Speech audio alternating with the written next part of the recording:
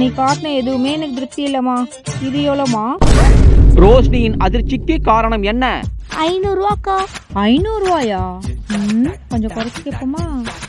400 ரூபாய்க்கு தெரியாமா? எடுத்துக்கோங்கக்கா. டக்குன்னு 100 ரூபா குறைச்சிட்டா. இது தெரிஞ்சுதான் இன்னும் 100 ரூபா குறைச்சிருக்கலாமே. வேணும்னா 300 ரூபா கூட கொடுங்கக்கா. டக்குன்னு ரேட்டை குறைக்கிறா. எக்ஸ்பைரி எதுவும் ஆகி போச்சா? இல்லையே, டேட்லாம் இருக்கே. ஏங்கா காசு கம்மியா இருக்கா? வேணும்னா இன்னும் 100 ரூபா குறைச்சிக்கோங்க. என்ன ரேட்டை டக்குன்னு குறைக்கிறா? உள்ள எதுவும் பொருள் இருக்கா, வெறும் அட்டையா? பார்த்துருவோம். உள்ள பொருள் இருக்கே, என்ன மாயம் புரியலையே.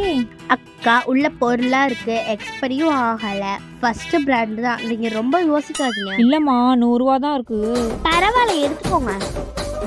500 ரூபா பொருள் 100 ரூபாய்க்கு கொடுக்குறா. 500 ரூபாய் பொருளை 100 ரூபாய் கொடுத்த காரணம் என்ன? பார்ட் 2ல பார்க்கலாம். few minutes before. ரோஷினி, 500 ரூபாய் மேக்கப் பாக்ஸ் 100 ரூபாய் கொடுத்தியா? என்ன கதை அது? வாங்கக்கா, என்ன வேணும்? என் அண்ணன் பொண்ணுக்கு பர்த்டேமா, gift பண்ற மாதிரி மேக்கப் பாக்ஸ் இருந்தா காமி. இது பாருங்க. வேற மாடல் ஏதாச்சும் காமிமா. இது பாருங்க. இல்லம்மா, இவ்வளவு பெருசு வேணாமா. இது பாருங்க.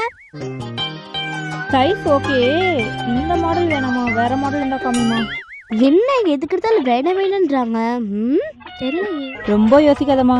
எங்க அண்ணே ஆன்லைன்ல இந்த பிராண்ட் மேக்கப் செட் வாங்கினாரு. இதே பிராண்ட் இருந்தா கொடுமா. இதை பாருங்கக்கா, இதே மாடல் ஆனா வேற பிராண்டுக்கா. இல்லம்மா, எனக்கு ஒரே பிராண்ட் தான் வேணும். நீ காட்டின எதுவுமே எனக்கு திருப்தி இல்லம்மா.